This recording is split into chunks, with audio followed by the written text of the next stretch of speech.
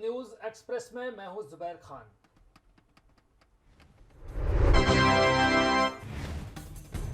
चुनावी रणनीतिकार प्रशांत किशोर ने मंगलवार को कांग्रेस सांसद राहुल गांधी से दिल्ली स्थित उनके आवास पर मुलाकात की। कुछ महीने पहले पंजाब के मुख्यमंत्री कैप्टन अमरिंदर सिंह ने प्रशांत किशोर को अपना प्रधान सलाहकार नियुक्त किया।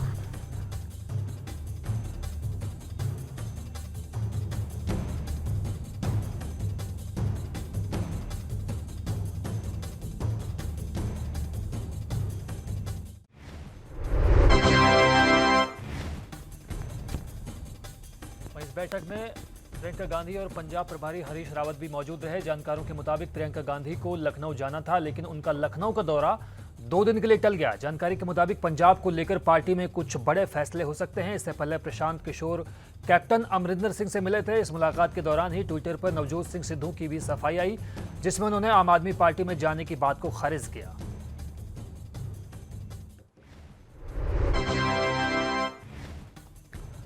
प्रशांत किशोर की सियासी पार्टियों के लिए चुनावी रणनीति कोई नई बात नहीं है। इससे पहले भी वो पश्चिम बंगाल में ममता बनर्जी की पार्टी टीएमसी के लिए रणनीतिकार के तौर पर काम कर रहे थे। ये उनकी रणनीति का ही नतीजा है कि टीएमसी को 213 सीटें मिली, वहीं बीजेपी को मिली महज 77 सीटें।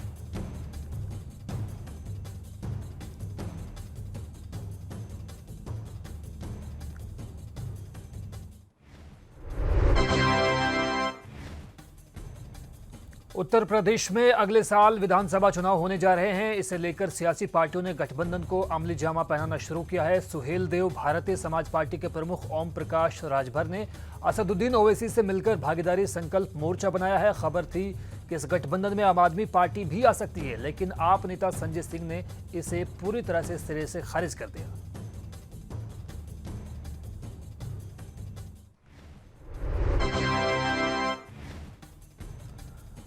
आप नेता और सांसद संजय सिंह ने ट्वीट कर कहा कि केजरीवाल जी से ओम प्रकाश राजभर जी की मीटिंग के बारे में जो भी खबर प्रकाशित हो रही है वो झूठी और बेबुनियाद है। ओपी राजभर झूठ बोल रहे हैं। केजरीवाल जी की उनसे कोई मुलाकात तय नहीं हुई और ना ही उनसे किसी तरह के गठबंधन की कोई भी मंशा हमारी है।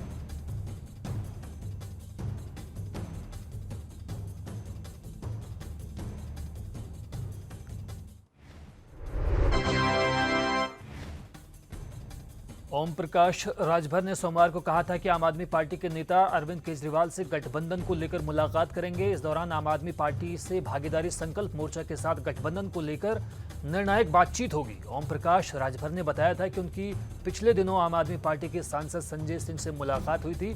इससे पहले उन्होंने खुद पहल कर केजरीवाल से फोन पर बातचीत की थी। अब आमने सामने बैठकर गठबंधन पर निर्णायक फैसला होगा।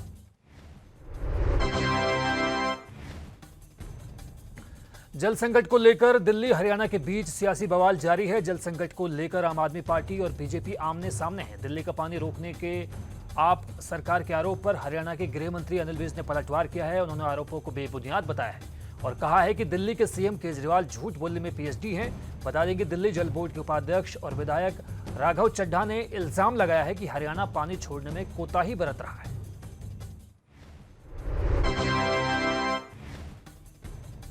हरियाणा के गृह मंत्री अनिल विज ने कहा है कि पहले आम आदमी पार्टी सरकार कोविड की दूसरी लहर के दौरान जरूरत से बहुत ज्यादा ऑक्सीजन की खरीद के लिए झूठे आंकड़े पेश कर रही थी।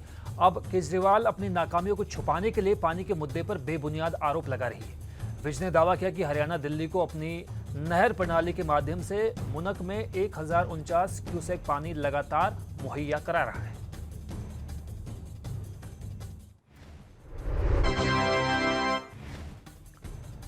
देश में जहां महामारी कोरोना का असर संक्रमण की धीमी रफ्तार के साथ जारी है, सरकार की इन लहरों से भी ज्यादा खतरनाक कोरोना की तीसरी लहर की चिंता सताने लगी है। वहीं एमपी के गृह मंत्री नरोत्तम मिश्रा का बयान सामने आया है। उन्होंने कहा कि मध्य प्रदेश में कोरोना की स्थिति नियंत्रण में है। डिस्चार्ज होने वालों की संख्या लगातार बढ़ रही है।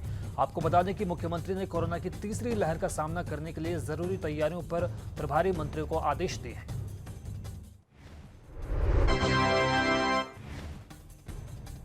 हरियाणा के हिसार में पूर्व मंत्री मनीष ग्रोवर का जमकर विरोध किया गया। पूर्व मंत्री मनीष ग्रोवर पर बुजुर्ग महिलाओं ने अभद्रता करने का आरोप लगाया। जिसके विरोध में हिसार लघु सचिवालय के सामने किसानों ने बीजेपी प्रदेश अध्यक्ष ओपी धनखड़ का पुतला फूंका और उपायुक्त के माध्यम से राज्यपाल के नाम ज्ञापन सौंपा। इस किसानों ने मनीष ग्रोवर को तुरंत गिरफ्तार करने की मांग की, साथ ही गुरु जंबेश्वर विश्वविद्यालय के कुलपति पर भी कार्रवाई की मांग की।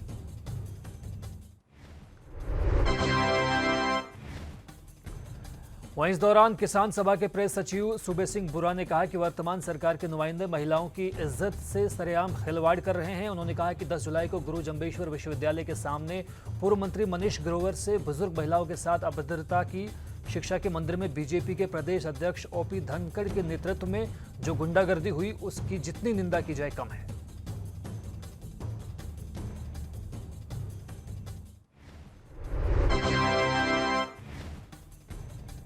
उत्तराखंड विधानसभा चुनाव को लेकर सियासत शुरू हो चुकी है। प्रदेश में बीजेपी कांग्रेस के साथ साथ आम आदमी पार्टी की दखल से भी तमाम राजनीतिक दलों में खलबली मच गई है, जबकि कांग्रेस उत्तराखंड में पूर्ण बहुमत के साथ सरकार बनाने का दावा पेश कर रही है। कांग्रेस महिला मोर्चा के राष्ट्रीय महासचिव और पूर्व मुख्यमंत्री हरीश रावत की बेटी अनुपमा रावत ने कहा कि बीजेपी सरकार ने उत्तराखंड की जनता को लूटने का काम किया है।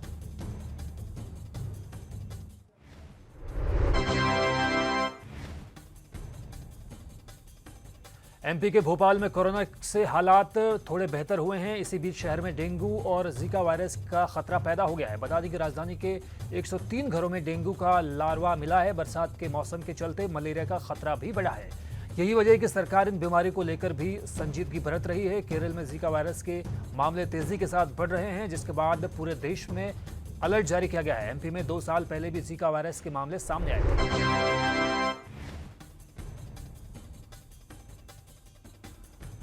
और अब खबर उत्तर प्रदेश की राजधानी लखनऊ से। दरअसल यूपी के डिप्टी सीएम केशव प्रसाद मौर्य ने लखनऊ में अपने आवास पर अलग अलग जनपदों से आए लोगों की जन समस्याओं और शिकायतों को सुना, जिसके बाद उन्होंने तुरंत संबंधित अधिकारियों को निस्तारण करने के निर्देश दिए। बता दें कि कोरोना संक्रमण बढ़ने के बाद जन सुनवाई का कार्यक्रम बंद किया गया था। अब दूसरी लहर थमने के बाद स्थिति सामान्य हो रही है, इसलिए दोबारा जनता दरबार खोला गया है।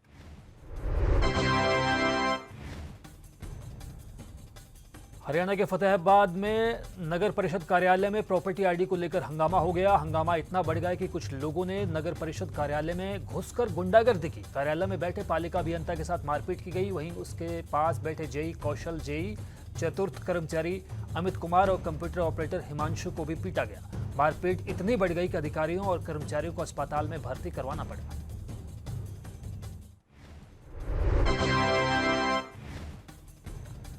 देश में कोरोना मामलों में गिरावट आ रही है तो दूसरी तरफ केरल में हालात चिंता बढ़ा रहे हैं। आज खबर आई कि देश की पहली कोरोना संक्रमित को फिर से कोरोना हो गया है। उसकी रिपोर्ट अब पॉजिटिव आई है। उसे अभी घर पर ही क्वारंटीन में रखा गया है। देश की पहली कोरोना मरीज एक मेडिकल स्टूडेंट थी जो पिछले साल चीन के वुहान से लौटे थी। वुहान वही शहर है जहां कोरोना का पहला केस सामने आया था। पहली कोरोना मरीज केरल के त्रिशूर की रहने वाली है और वुहान में मेडिकल की पढ़ाई करती थी। आपको बता दें कि इससे पहले छात्रा कोरोना से ठीक हो गई थी, लेकिन करीब 1.5 साल बाद फिर से वो कोरोना की चपेट में आ गई। डीएमओ डॉक्टर केजे रीना ने बताया कि अभी उसमें कोरोना के कोई भी लक्षण नहीं है, यानी कि वो एसिम्प्टोमेटिक है और उसे घर पर ही क्वारंटीन किया गया है। उसकी लगातार निगरानी की जा रही है। उन्होंने बताया कि उसने अभी तक कोरोना की वैक्सीन भी नहीं लगवाई।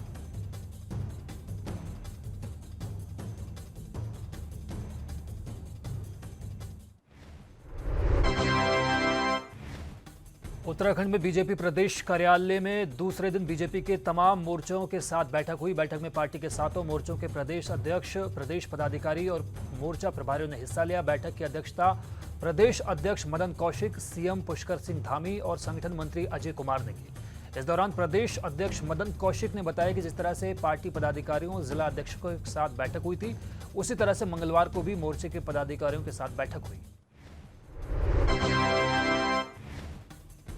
यूपी की तर्ज पर अब मध्य प्रदेश में भी जनसंख्या नियंत्रण कानून लागू करने की मांग तेजी से उठ रही है। इसके लिए सत्ताधारी बीजेपी के नेता, विधायक और सांसद सबसे ज्यादा मुखर हैं। अब पार्टी के एक वरिष्ठ नेता और विधायक ने बात उठाई है। दरअसल बीजेपी विधायक रामेश्वर शर्मा ने सीएम शिवराज सिंह चौहान को एक पत्र लिखा है और प्रदेश में जनसंख्या नियंत्रण कानून बनाकर इसे तुरंत लागू करने की मांग की है।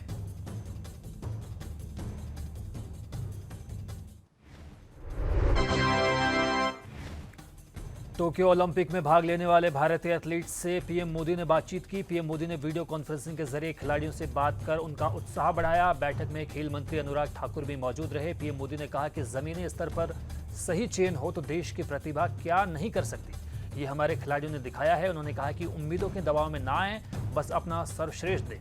पीएम मोदी ने सबसे पहले तीरंदाज दीपिका कुमारी को वर्ल्ड नंबर 1 बनने पर बधाई दी।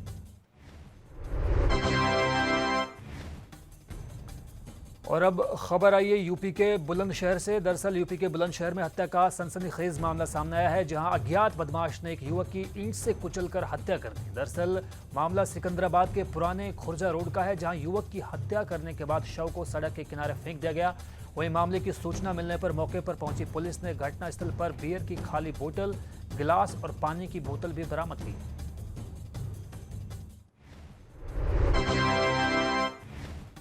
यूपी के सहारनपुर में वरिष्ठ पुलिस अधीक्षक डॉक्टर एस चन्नप्पा ने अपराधियों के खिलाफ धरपकड़ का अभियान चलाया। वहीं अभियान के तहत क्राइम ब्रांच ने सूचना पर एक गैर कानूनी तरीके से अवैध फैक्ट्री का भंडाफोड़ किया। फैक्ट्री में भारी मात्रा में हथियार भी बरामद हुए। साथ ही पुलिस ने मौके से 3 अभियुक्तों को पकड़ने में कामयाबी हासिल की।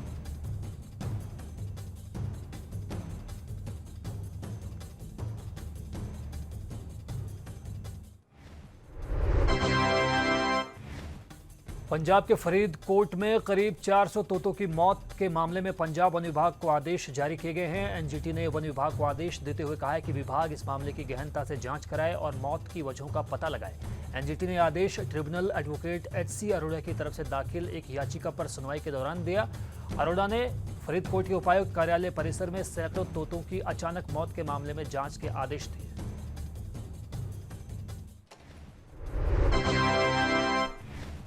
वहीं याचिका में कहा गया कि साल 2017 से हर साल तोतों को इसी तरह मौत हो रही है, जिसे लेकर मीडिया में भी खबरें प्रकाशित हुई हैं, लेकिन विभाग ने कोई भी उचित कार्रवाई नहीं की। वहीं पीठ ने कहा कि रिकॉर्ड पर रखी गई सामग्री से स्पष्ट निष्कर्ष निकालना मुश्किल है कि तोतों की मौत क्यों हो रही है। हालांकि इतनी बड़ी संख्या में पक्षियों की मौत के कारणों पर गौर करने की जरूरत है।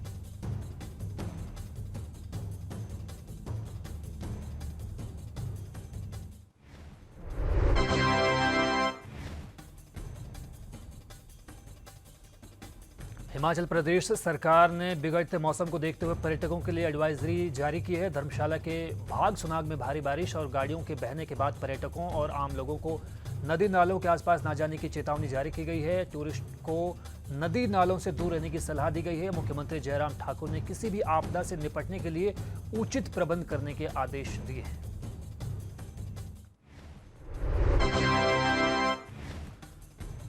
चंडीगढ़ में कांग्रेस कार्यकर्ताओं ने महंगाई के खिलाफ किया जोरदार प्रदर्शन। डीजल, पेट्रोल और सब्जी के बढ़ते दामों के मद्देनजर जताई नाराजगी। बीजेपी के खिलाफ जमकर की नारेबाजी।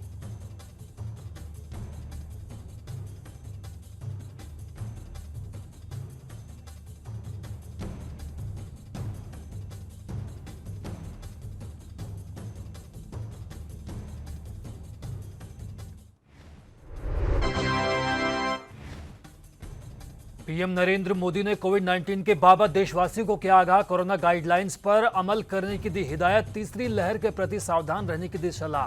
कहा सोशल डिस्टेंसिंग का रखें खास ख्याल।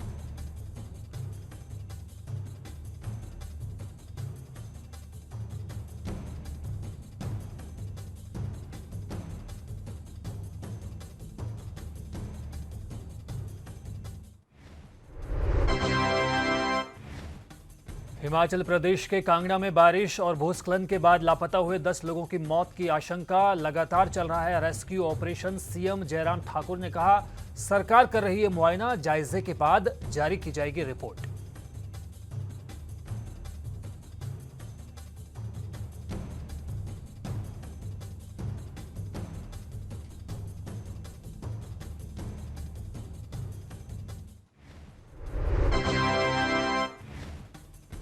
उत्तराखंड में तेज बारिश के बाद जिंदगी बुरी तरह से हो रही प्रभावित। राजधानी देहरादून के पास नदी के ऊपर बना पुल टूटा। पुल को पार करने की हैरत अंगेज तस्वीरें सोशल मीडिया पर वायरल। सरकार ने कहा जिंदगी को जोखिम में डालकर ना करें खिलवाड़।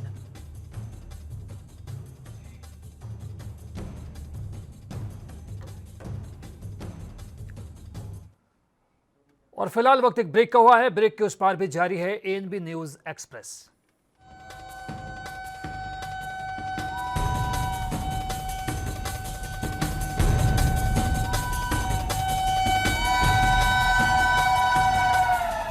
तो ब्रेक के बाद स्वागत है आपका। आप देख रहे हैं ANB news express.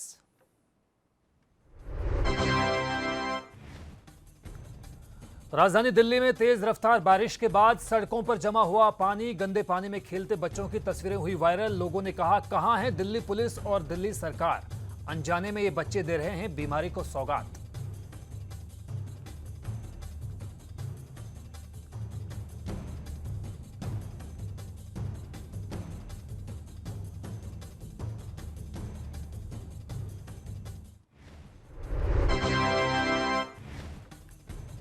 Maharashtra Congress अध्यक्ष नाना पटोले का भाजपा पर बड़ा जुबानी हमला। कहा, बीजेपी कांग्रेस को बना रही है निशाना, तोड़ मरोड़ कर पेश कर रहे हैं बयान। पटोले ने कहा था कि राज्य में क्या चल रहा है इसकी रिपोर्ट मुख्यमंत्री और गृह मंत्री को सौंपी जाती है। रोजाना सुबह 9 बजे फोन टेप करने की भी कही थी नाना पटोले ने बात।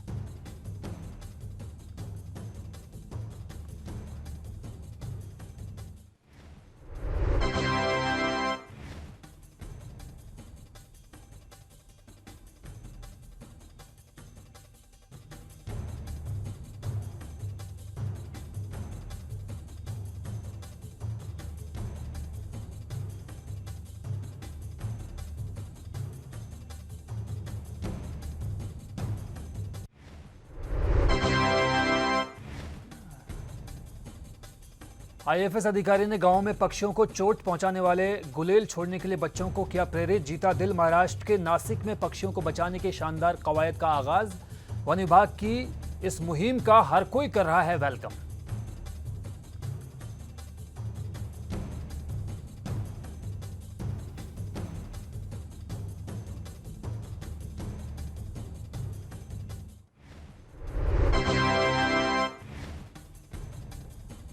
मध्य प्रदेश कैबिनेट ने भोपाल गैस लीक पीड़ितों की विधवाओं के लिए पेंशन की अतिरिक्त रकम की मंजूर। अब इन्हें पेंशन के तौर पर हर महीने मिलेंगे अतिरिक्त 1000 रुपए। प्रदेश के गृह मंत्री ने नरोत्तम मिश्रा ने किया ऐलान, जख्मों पर मरहम लगाने की कवायद।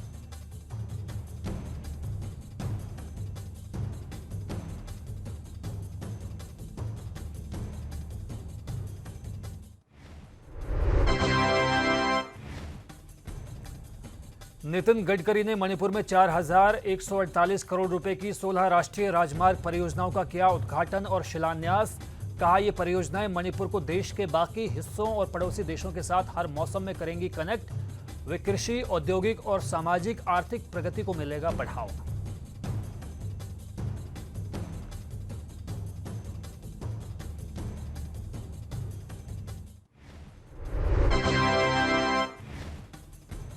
राजेंद्र विश्वनाथ अर्लेकर ने ली शपथ, बने हिमाचल के 28वें राज्यपाल। शपथ लेने के बाद राज्यपाल राजेंद्र विश्वनाथ अर्लेकर ने कहा कि प्राकृतिक सौंदर्य से भरे गोवा राज्य से कंपटीशन करने वाले हिमाचल प्रदेश का सौंदर्य है और भी ज्यादा। बोले, यहां आने के बाद उन्हें ये पता चला कि गोवा की ही तरह हिमाचल के लोगों में भी है मेहमान नवाजी का बेहिसाब भाव।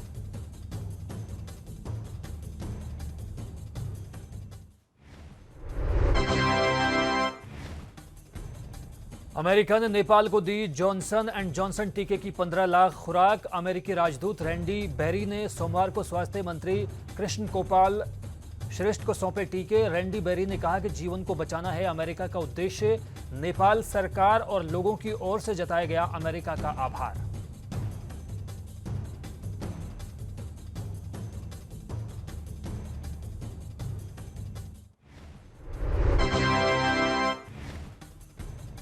एलओसी पर जवानों के साथ देश सेवा करते घायल हुए लोगों को सेना ने दी नई जिंदगी। सेना ने करीब 10,000 फीट की ऊंचाई पर श्रीनगर से करीब 125 किलोमीटर दूर कुपवाड़ा के फरकिया गली में कृत्रिम अंग फिटमेंट शिविर लगाकर कई लोगों को दी नई जिंदगी।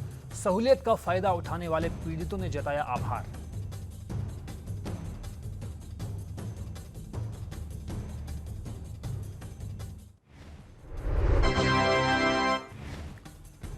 जम्मू कश्मीर में पहले प्रोफेशनल फुटबॉल लीग का हुआ आगाज। स्टेडियम में नजर आए पेशेवर फुटबॉलर्स। जम्मू कश्मीर में फुटबॉल को आम और खास तक पहुंचाने की तैयारी। मैदानों में लौटने लगी है रौनक। खिलाड़ियों ने जताया आभार।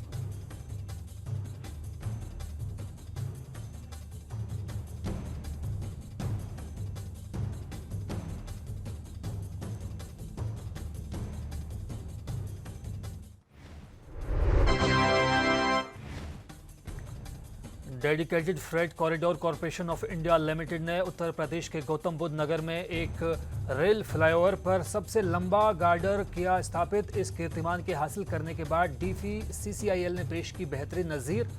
हर कोई दे रहा है दाद।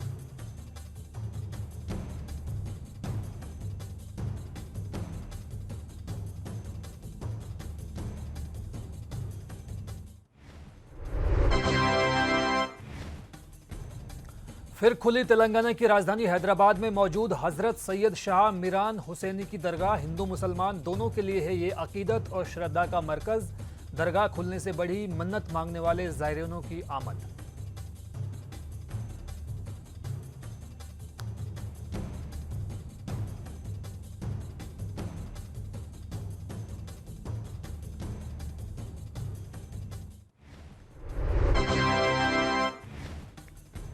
केरल के मुख्यमंत्री पिनाराई विजयन ने दिल्ली में केंद्रीय शहरी विकास और आवास मंत्री, पेट्रोलियम और प्राकृतिक गैस मंत्री हरदीप सिंह पुरी से की मुलाकात। हरदीप सिंह पुरी ने आगामी संसद सत्र खत्म होने के बाद केरल का दौरा करने का किया वादा। दोनों ने एक दूसरे का जताया आभार। एक दूसरे से किया वादा, देश के लिए नए आयामों की बदौलत की जाएगी तरक्की मुमकिन।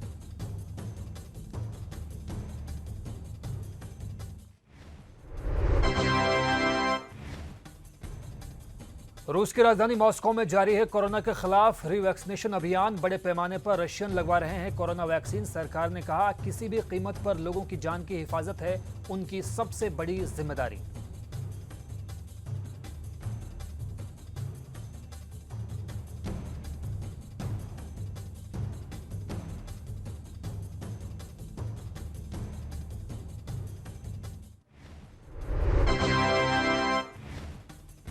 टोक्यो ओलंपिक में भाग लेने वाले भारतीय एथलीट्स के दल से मुखातिब हुए PM Narendra Modi. Video conferencing के माध्यम से अच्छे परफॉर्मेंस के लिए दी शुभकामना।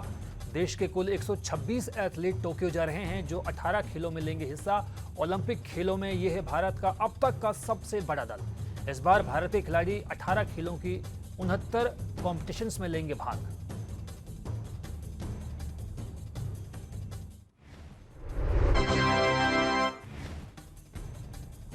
एक्ट्रेस तब्बू ने उनके करियर की पहली फिल्म कुली नंबर 1 के 30 साल होने पर इंस्टाग्राम पर एक वीडियो किया शेयर। लिखा नोट, कहा थोड़ा अविश्वसनीय और बेहद अभिभूत कर रही हूं महसूस। ये है बेहद गर्व का पल। साल 1991 में रिलीज हुई इस तेलुगु फिल्म में तब्बू के साथ लीड रोल में थे अभिनेता वेंकटेश तग्गुबती।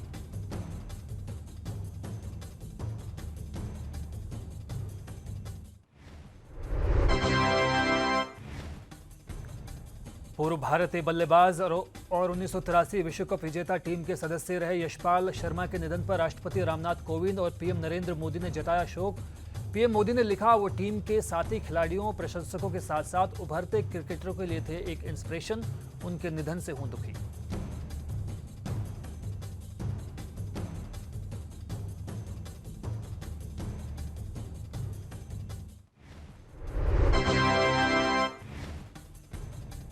न्यूज कॉपीराइट मुद्दे को लेकर फ्रांस में गूगल पर लगाया 4,400 करोड़ से ज्यादा का जुर्माना। गूगल अपने प्लेटफॉर्म्स पर प्रकाशकों की खबरें इस्तेमाल करने के लिए उनके साथ उचित समझौता करने के आदेश का पालन करने में रहा नाकामयाब। गूगल इस जुर्माने के फैसले के खिलाफ कर सकता है अपील।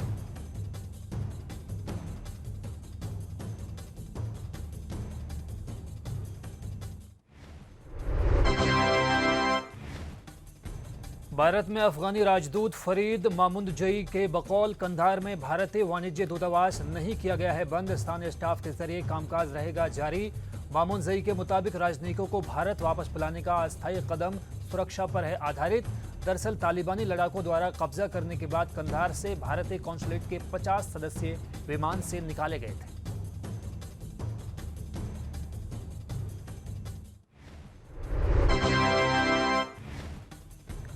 दिल्ली पुलिस ने राष्ट्रीय राजधानी में एक फर्जी कॉल सेंटर का किया भंडाफोड़। अमेजॉन ग्राहक सेवा देने के नाम पर अमेरिकी नागरिकों को ठगने के आरोप में 5 महिलाओं समेत 26 लोग गिरफ्तार।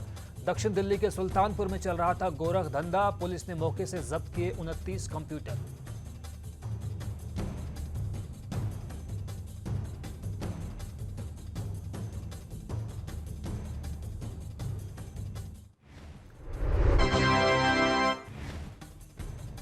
हरियाणा के रोहतक की सुनारिया जेल में बंद डेरा सच्चा सौदा के प्रमुख गुरमीत राम रहीम सिंह को एंडोस्कोपी के लिए लाया गया दिल्ली के एम्स के बकौल राम रहीम को उनकी हालत को देखते हुए ऑब्जर्वेशन में रखा जाएगा। डेरा प्रमुख को जून में ही उपचार के बाद गुरुग्राम के मेदांता हॉस्पिटल से किया गया था डिस्चार्ज।